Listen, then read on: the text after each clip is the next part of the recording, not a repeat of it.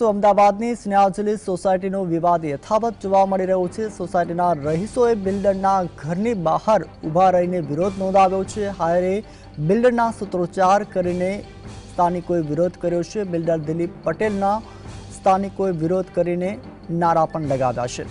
Builder વિરુદ્ધ FRI કરવા રહીશોએ માંગ કરી છે। તો સ્નેહાંજલિ સોસાયટીના રહીશોએ બિલ્ડરના ઘરની સામે ઊભી હાય બિલ્ડરના નારા લગાવી અને વિરોધ નોંધાવ્યો છે અને તેની સામે કાર્યવાહી થાય તેવી માંગ પણ કરી રહ્યા છે।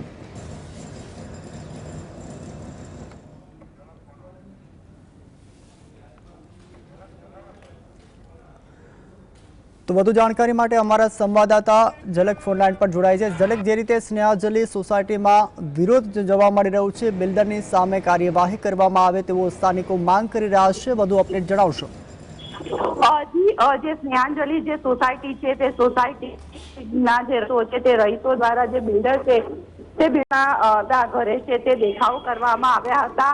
હાય રે બિલ્ડર હાય હાયના જે સૂત્રોચ્ચાર છે તે કરવામાં આવ્યા હતા। બિલ્ડર છે તે દ્વારા વિરોધ કરવામાં આવ્યો હતો, કારણ કે જે બિલ્ડર દ્વારા છે તે જે રહીશોને છે તે તેમની સાથે છેતરપિંડી કરી હોવાની છે તે આક્ષેપ છે તે રહીશો દ્વારા કરવામાં આવ્યો હતો।